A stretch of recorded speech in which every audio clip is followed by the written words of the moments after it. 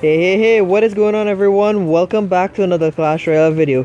And in today's video, we're going to be taking another look at the 20 wins challenge. So, how did you all do in the challenge?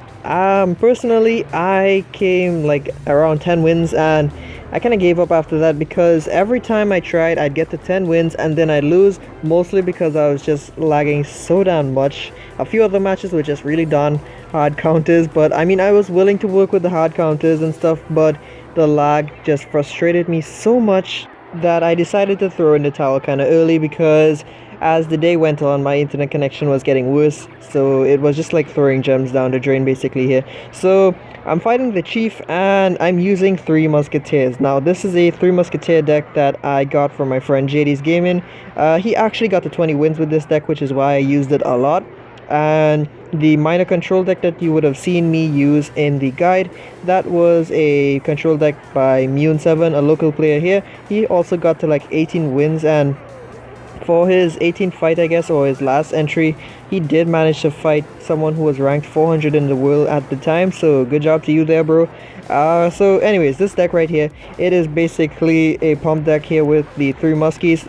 For the most part here, I have to just play really passively because I need that elixir advantage, so that's why you'd see me not going on the offensive too much. It's all just to get the elixir advantage because the main goal here right now, early game, is to just keep pumping up and mitigating what damage I can with my cheap cards like the Ice Golem, the Ice Bird, and the Bats, even the Bandit at times. So once I have gained the elixir advantage, I have to know how I'm working around my opponent's counters. Some people would have Tornado Executioner, others would have the Lightning Spell, some might have Rocket, Fireball, or even a Mini P.E.K.K.A. So depending on what you're facing, you have to just vary it a little bit differently each time. So my opponent here, I thought he had Lightning for some reason, I guess. So I was trying to prepare my Battle Ram there and stuff to just kind of, I don't know, shield the muskies. That's what you generally do against lightning users. You just keep pumping up and use your towers and your elixir pumps as lightning rods a little bit there when you are getting ready to drop your 3 muskies in the same lane. And if you can help it, cycle back to your Ice Golem or Battle Ram really quickly, because those 2 cards are just excellent lightning rods, as the Battle Ram soaks up the entire 3 shots if it is the only thing near the 3 muskies, and the Ice Golem is good for 1 shot as well. So it's good to just keep those with you. So look at this here now. I've played so passively throughout the entire match before I gained that much elixir to just push with 6 musketeers there. Unfortunately, 5 of them remain, but that's still something there. 5 musketeers on the board there. That's going to be a good game, well played, and a nice 3 count for us. Okay, so now we're going to be moving on to match number 2, and we are fighting Mystic Neville YouTube. So after this match, I happened to just view his profile out of curiosity, and I noticed that he was a Master 1 player. And even after that, I went so far as to just check his clan, and in the clan description I saw a contact for his Facebook, so I kind of reached out to him just out of curiosity, and I did get to speak with him. He's a nice guy overall, really. So if you are watching this, bro, shout out to you. So anyways, he's playing log bait now. Well, not just log bait, but spell bait. And trust me, if any of you know me well enough, Spellbait is one of those decks that just piss me off so much.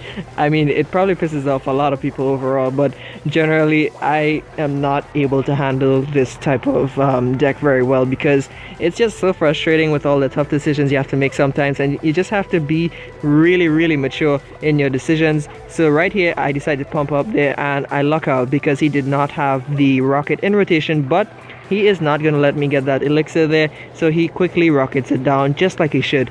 It's a 6 for 6 trade, so no one's making a win, no one's making a loss. However, he just prevents me from making an elixir advantage for myself. So now he's going to drop Goblin Gang at the bridge there to try to pressure me. Now I'm just going to cycle to my bandit. I have to live with that chip damage there, unfortunately, so it's not so pleasant at all at this point in time. But we're going to just keep defending and defending, trying to just play the match passively, because I can't make any bold moves overall. And look at this, I logged to the side there just in case, and I managed to call it just right. So he says wow there. I don't know if he was genuinely impressed or not, but I just knew I did not want that goblin barrel to be dealing the chip damage, so I just held back the log just a little bit longer to read where the shadow would imply that the goblin barrel would be dropped. So he's rocketing down the pump again once more, and it is double elixir. Now you would think that he used his rocket there and it is time to bust out the 3 muskies. However, 3 muskies against the spellbait deck here is not the best of ideas because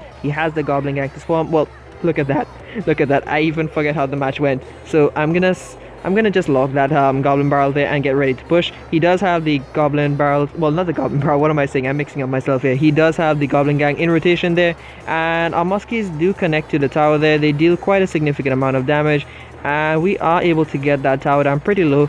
But with the princess and stuff in hand, as I was saying before, the princess and the Goblin Gang and stuff, they just do a really good job at shutting down the 3 muskies there, so it's not advisable to really push with them. I hang back the log there just in case that he would have staggered the barrel a little more back, because I really don't want to be punished for a deep barrel.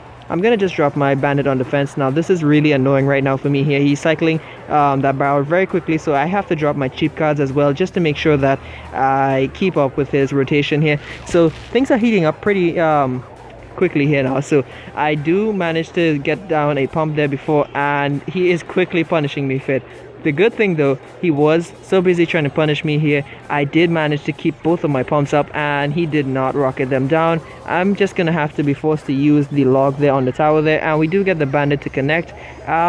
The reason why I logged there, I couldn't really deal with the princesses there, and I knew that his Goblin Barrel was out of rotation. Now I'm just going to keep him on his toes a little bit longer here. He is going to throw those goblins there quite in front of tower there. The Ice Bird is clutch, and it does manage to freeze the goblins there as they connect to the tower.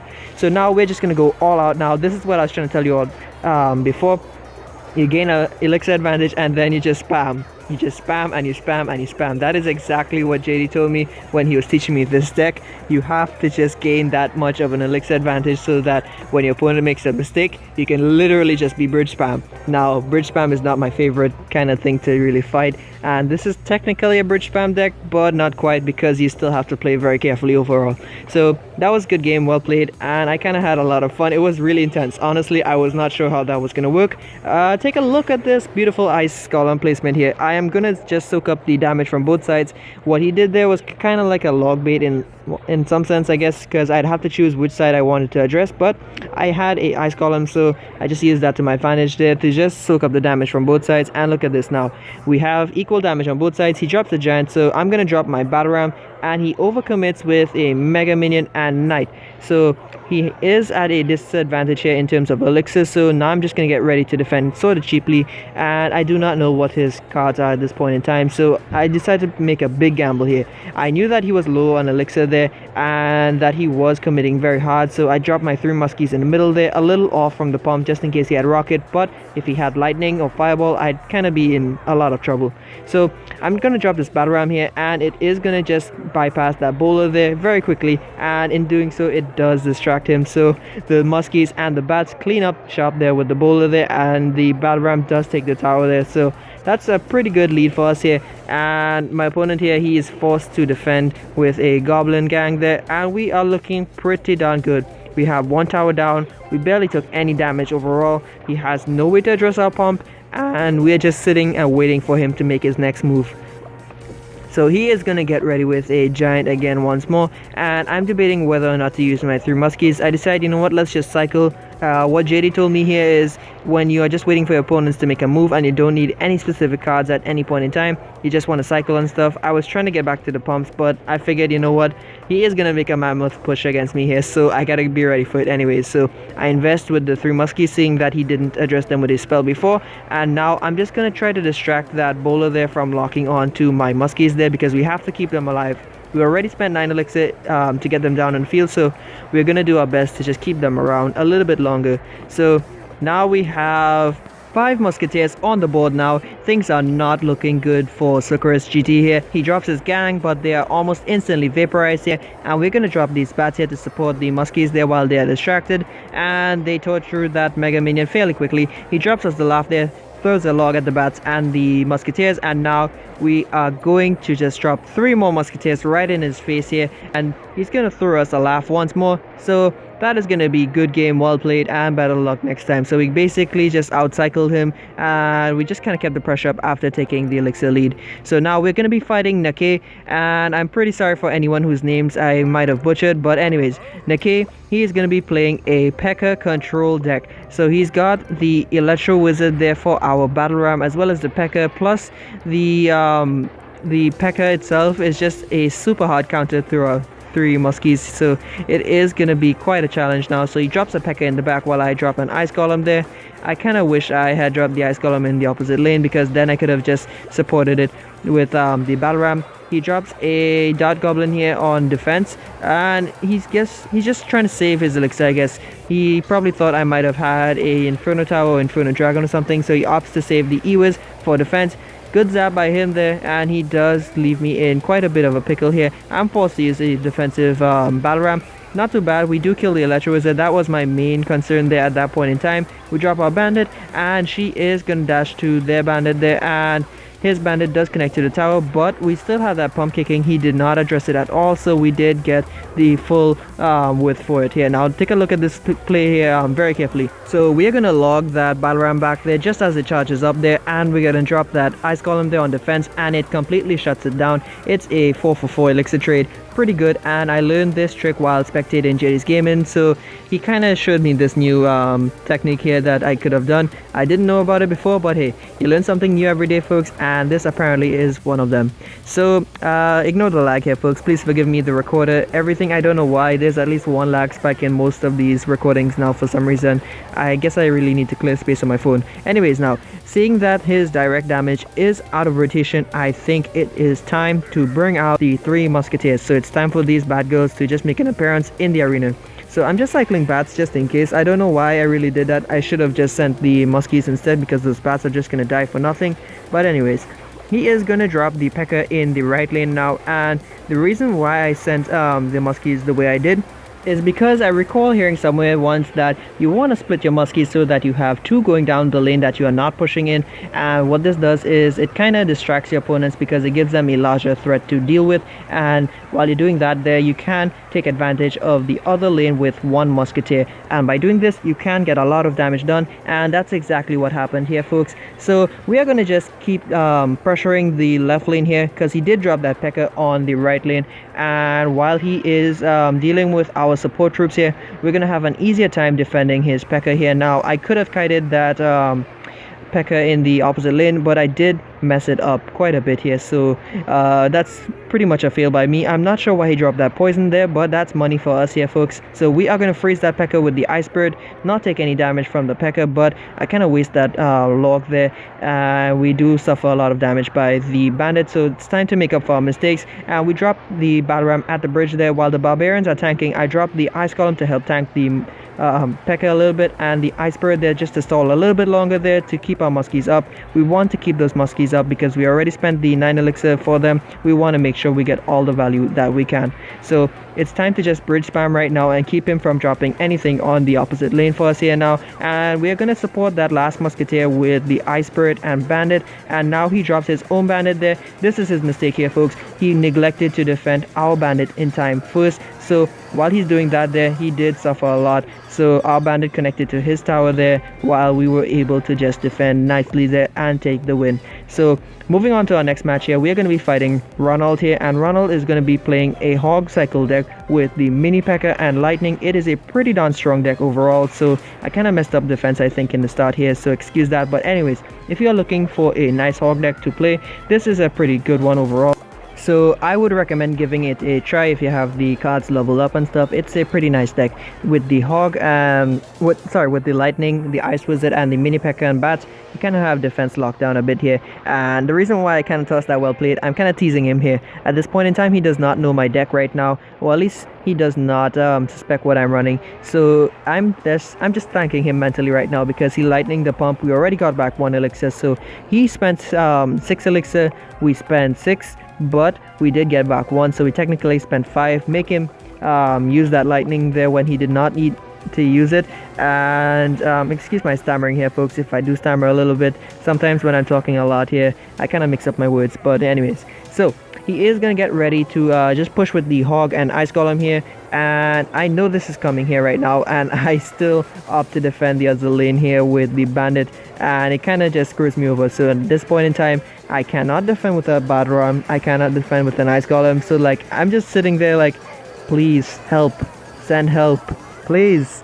And I'm forced to just suck it up and take that tower damage. So now he's considering to use that lightning spell on my pump, but he does not. He realizes he has the advantage right now, so he does not necessarily need to address it.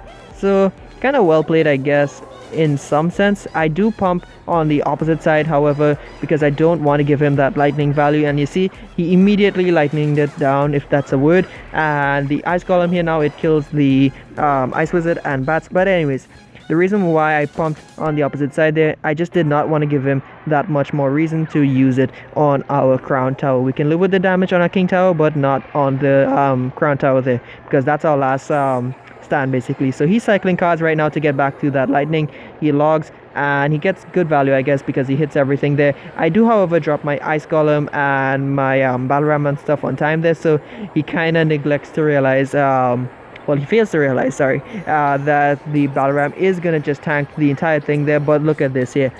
I don't know how that just massive push there, it just vaporized. Like, what even? How did all that elixir just disappear? He didn't even get to use the mini pecker, if I recall correctly, at that point in time. So thankfully our battle ram does get to the tower there. It does connect, and one of the barbarians does lock on and save me the effort of having to grind it out again once more. So we are gonna get that tower down, and now he's considering what to do. He's going for a pump here, trying to punish us here. So I dropped the ice golem to tank his ice spirit and his bats. It does work out for me. He did spend a lot of elixir again once more, and he is just trying to save his lightning overall for our 3 muskies. So now I'm just gonna play smart defense here. I'm gonna just log everything back. I freeze the mini pecker there with the ice spirit, and the bandit is doing work, so we get a lot of value for that 3 elixir bandit. And our battle ram did connect, so we are getting back in the game right now a little bit, and it is overtime right now. What I'm doing is suicide. I'm not supposed to pump up at all. At this point in time, I'm just supposed to be cycling my cards and stuff and getting ready to push, but I don't know why, I just kept feeling the need to pump up. So we log back the hog rider there to try to deny one shot there, and he is gonna shut down our battle ram pretty easily with the mini pecker. But now it is go time, folks. It is time to bring game to us. Well, to him actually. Anyways, we dropped the 3 muskies there in his base. I'm dropping my bandit and stuff, and it is helping out. The bandit is tanking for one of our musketeers. He drops the mini pecker, but the bandit there, it does kill the mini pecker, and now it's just gonna send the battle ram there. He lightnings the battle ram down, so his best 3 musketeer counter is out of rotation now. He is gonna go on the offensive now because he did spend a lot of elixir. He wants to keep me in check, but look at this here, folks. We dropped the 3 muskies in his base there, and the ice spirit freezes it, but not good enough here, folks. The defense is not good enough. We do manage to take that tower down, and it is out for the count. So folks, that is going to be it for today's video. I hope you all enjoyed, and I'm really sorry I didn't get to put any highlights in this one here, or any of the next few videos that I might upload. I kind of have a lot on my plate right now. School is going to be starting back soon, so if my activity dips, you know why. So I gotta get a little more serious with my schoolwork. Anyways guys, I hope you all enjoyed the video. I do have a guide coming up for an arena 1 to 5 deck that can be used higher up later on with some recommendations and stuff, so do stick around for that, and maybe even tell your friends about it. So once again everyone, just remember, if you keep on digging, you'll eventually strike gold, but even then, keep on digging deeper. You'll eventually come across something even more worth your while. So once again everyone, thanks for stopping by, and I hope to see you all in the next one. Peace out guys.